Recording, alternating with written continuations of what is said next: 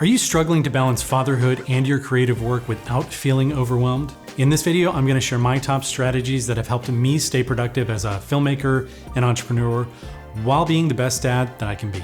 Make sure you stick around to the end because I'll be sharing the number one tip that really changed the game for me.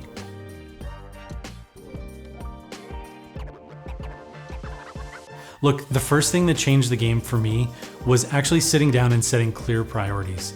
As much as I love my creative work, my family will always come first.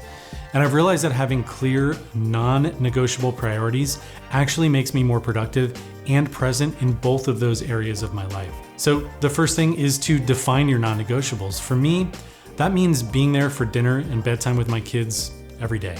These moments are precious and I do not want to miss them. Think about what moments matter most to you and whether that, or weekend outings, school drop-offs, breakfast, morning routines, whatever it is for you, define that. Once you've identified it, protect those things fiercely. Next, you got to schedule your creative work around your family commitments. Early mornings or late nights tend to work best for me, but that's going to be different for everyone. You've got to find the time when you can focus without distraction and make that your sacred work time. Having a set routine helps you stay consistent with this, and it keeps both your work and your family life in harmony. Finally, communication is key. Let your family know about your creative goals and your work schedule so that they can support you and understand what you need when you ask for that uninterrupted focus time. Transparency here builds mutual understanding and helps set realistic expectations. I think this one is probably most important with your co-parent or spouse. I know that when I'm clear with my wife about what I need here, it allows her to show up for me, which is just healthy and good all around.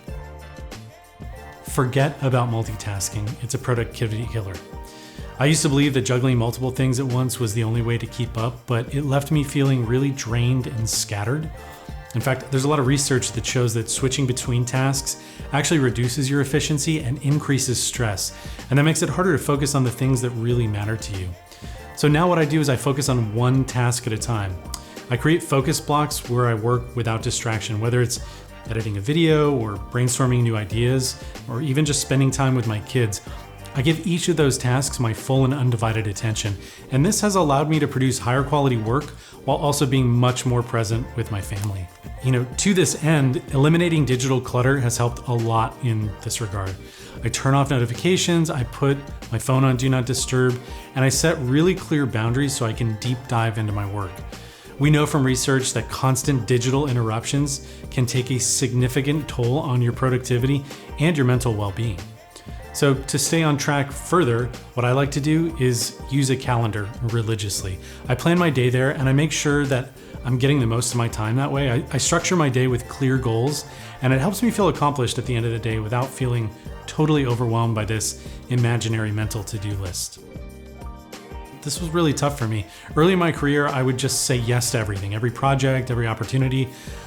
But I quickly learned that saying yes to everything meant saying no to my family, my health, and really my peace of mind. So now I simply ask one question before I commit to anything in my life. Does this align with my goals and my family life? If it doesn't, I politely decline.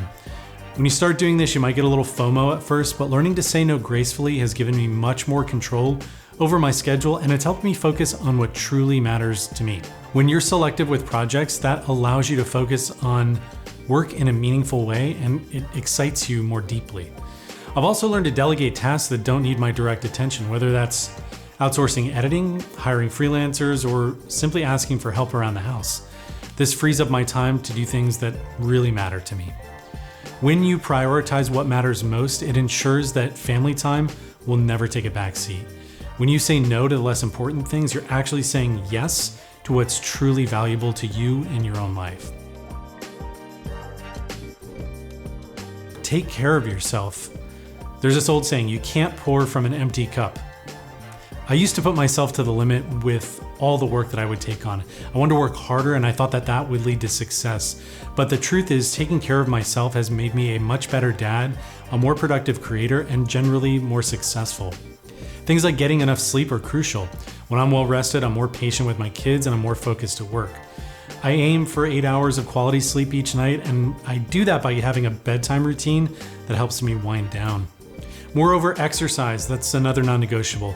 20 minutes a day of a little bit of movement helps me really clear my mind and stay energized. Whether it's a quick home workout or a walk outside or lifting weights at the gym, the movement really helps me stay sharp and reduce my stress. It's really kind of a miracle thing. Finally, taking mental health breaks throughout the day helps me with burnout.